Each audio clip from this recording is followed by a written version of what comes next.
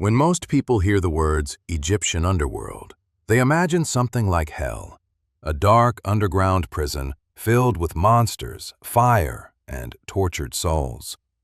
But that is not really what the ancient Egyptians meant. Their hidden world was called the Duat.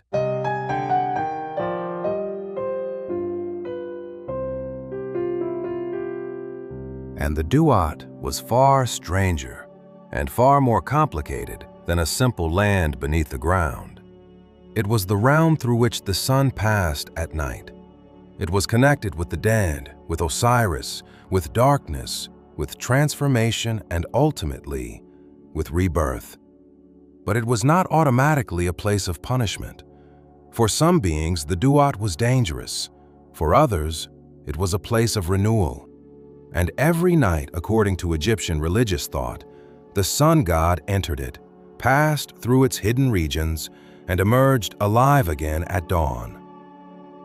Before we go any further, there is one important warning. Ancient Egypt did not leave us a single unchanging doctrine explaining exactly where the Duat was or what every part of it looked like.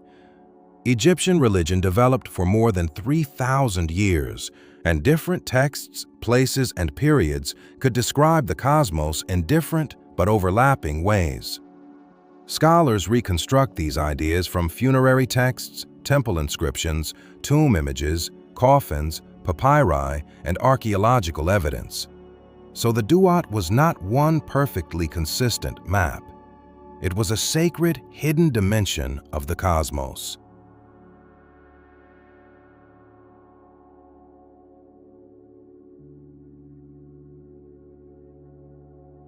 What exactly was the Duat?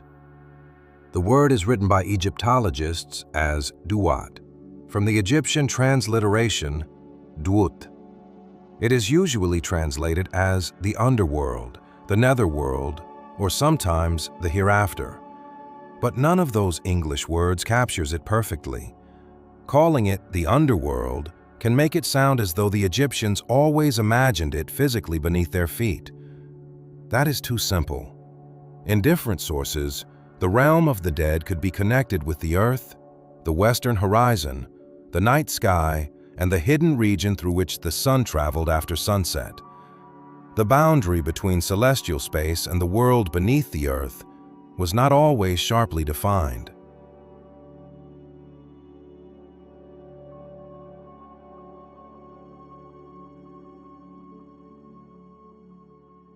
In other words, the Duat was less like a country hidden underground and more like the invisible side of the Egyptian cosmos. It was the world humans normally could not see. At sunset, the sun disappeared in the west, but the Egyptians knew it had not simply ceased to exist. Somewhere beyond ordinary human vision, it continued its journey. Then, hours later, it returned in the east. The Duat helped explain that mystery.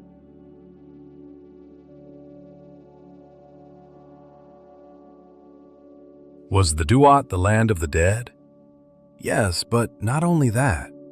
The dead could enter the Duat, and Osiris was one of its central divine figures. The British Museum describes Osiris as Lord of the Duat and Judge of the Dead. But the Duat was also part of the daily solar cycle. It was where the sun god was regenerated. That means Egyptian ideas about death and the journey of the sun became deeply connected. The setting sun entered darkness. The dead entered darkness. The sun was renewed and appeared again. The deceased hoped for renewal too. This did not mean every Egyptian text said that a person literally became the sun.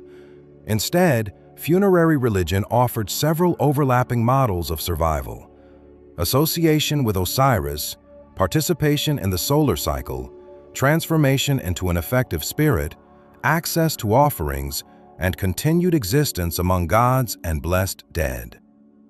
Egyptian religion could preserve several of these ideas at the same time without treating them as mutually exclusive.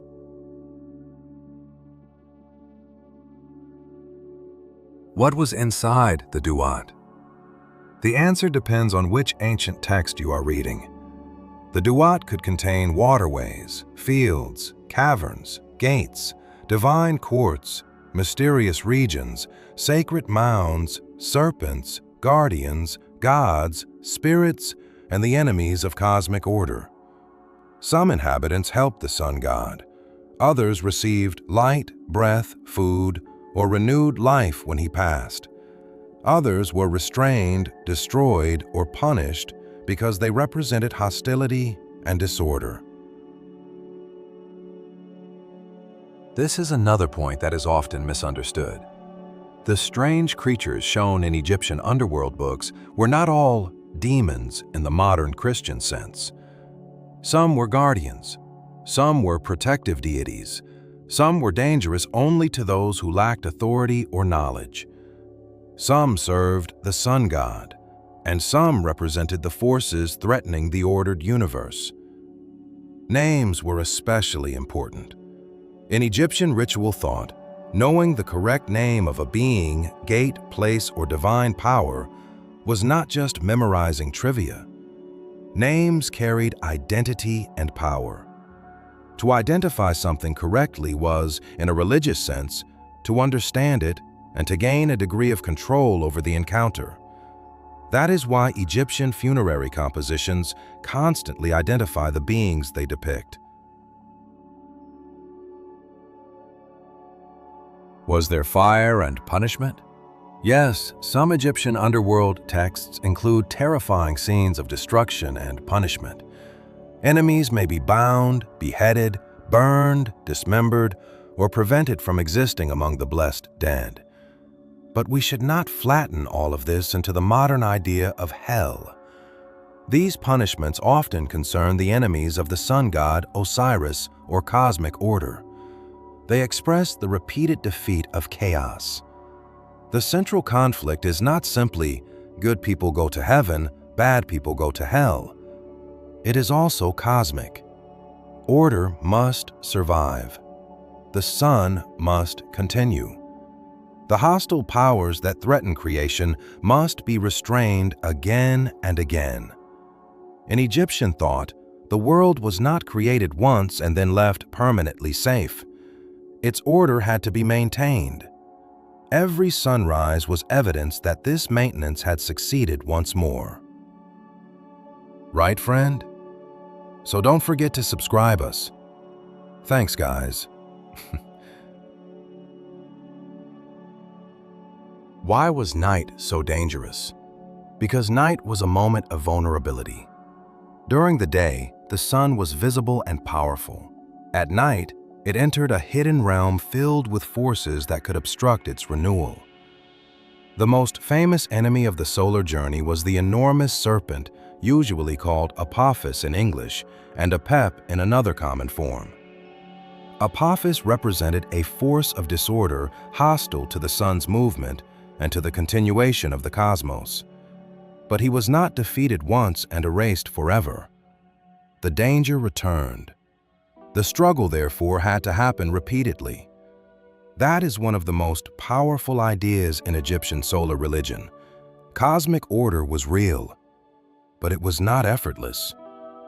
The sunrise we see as ordinary was imagined as the successful conclusion of an invisible divine process.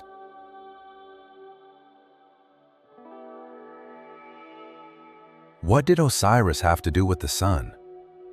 Osiris was associated with death, regeneration, kingship in the realm of the dead, and the continued life of the deceased. The sun god, by contrast, traveled through the sky and renewed the visible world with light. During the night, the sun entered the realm associated with Osiris. The dead sun and the dead god encountered one another. Through this encounter, both solar and Osirian forms of renewal could be expressed together. We must be careful here. It is misleading to say simply that Ra turned into Osiris, or that they permanently became one god. The Metropolitan Museum describes an Amduat scene in which the descending sun enters the Duat and meets the mummified body of Osiris. This encounter lies near the heart of Egyptian ideas about death becoming the condition for renewed life.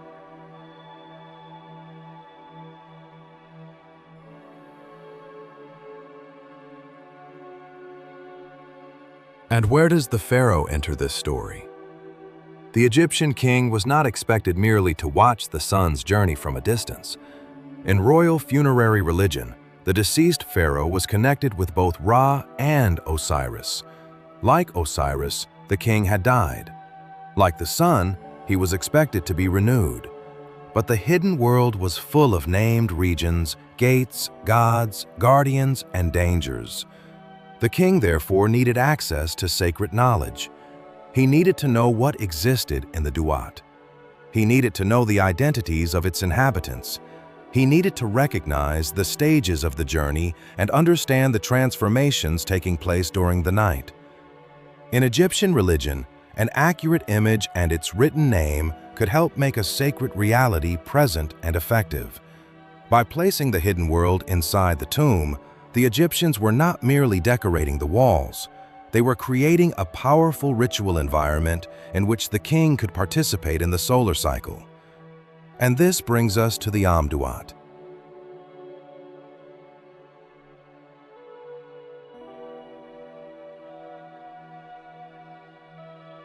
What is the Amduat? The familiar modern name is Amduat. A more precise transliteration of its Egyptian title is often written Imi Duat.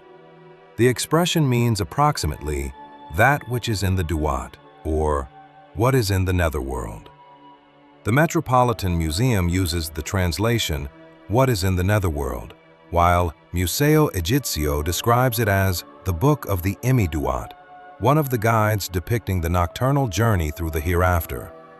So the title is extremely literal. It promises to reveal what human beings normally cannot see, the contents of the hidden world. Is the Amduat an actual book? That depends on what we mean by book. It was not originally a bound object with pages like a modern printed book. Egyptologists frequently use the word book for an organized, ancient composition made of text and images, even when it was written on tomb walls, coffins, or papyrus. The Amduat is therefore best understood as a structured textual and pictorial composition. Its fullest form divides the night journey into 12 sections corresponding to the 12 hours of night. Each hour presents a different region of the Duat. Images identify divine beings, spirits, serpents, enemies, landscapes, and the solar boat. Accompanying texts give names and explain what happens in that region. So this is not simply prose. And it is not simply art. The images and words belong together.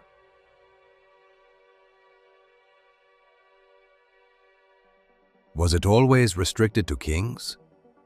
At first, it was overwhelmingly associated with royal burial, but that changed.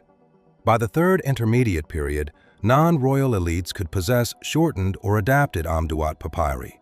The Metropolitan Museum preserves Amduat papyri made for women named Gautsoshin and Jedmu-Tesank, both dating to the 21st dynasty. These papyri were physically placed with their mummies and show the deceased traveling with the sun through the Duat. The British Museum also notes that during the 21st and 22nd dynasties, rolls called Amduat could contain selected material from one or more earlier books of the netherworld and could be placed within mummy wrappings or inside wooden funerary figures.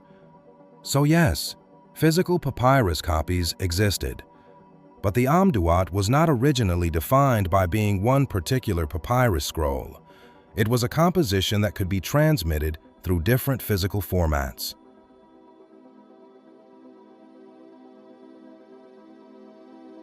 Is it a collection of spells like the Book of the Dead? Not really. This is the clearest difference. The Book of the Dead is the modern name for a flexible collection of funerary spells, prayers, incantations, and images. Its ancient title is commonly translated as the Book of Going Forth by Day. Different people could receive different selections of spells, and those texts could appear not only on papyrus, but also on coffins, amulets, wrappings, tomb walls, and other funerary objects. The Amduat, however, is organized around one central cosmic sequence. the sun god's passage through the 12 hours of night. It describes and depicts the hidden regions of that journey. So, very simply, the Book of the Dead gives the deceased a flexible body of spells and ritual knowledge for survival and transformation. The Amduat reveals the ordered nocturnal journey of the sun through the Duat and connects the deceased king, and later other privileged dead, with that cycle of regeneration. They overlap in purpose. Both concern successful existence after death. But they are not the same composition, and they do not have the same structure. The Amduat is not simply an Egyptian fantasy story. It is a map, but not a map of ordinary geography. It is a clock, but not merely a way of counting hours. It is an image of a universe in which darkness is dangerous, death is real, and renewal is never automatic. Every night, the visible sun disappears. Inside the Duat, divine beings awaken. The dead receive the light of the solar god. Enemies are restrained. Osiris and the sun are brought into a regenerative relationship, and the entire cosmos moves toward one decisive moment: sunrise. The Amduat was created to make that invisible process knowable. Its images placed the hidden world inside the tomb. Its names identified the powers living there, and its 12 hours transformed a dark burial chamber into a model of the night itself. But so far, we have only opened the door, because once the sun enters the first hour of the Duat, the real journey begins. Stay with us, because in the next episodes, we will discuss Ra's journey in these 12 hours, friends. Don't forget to subscribe to us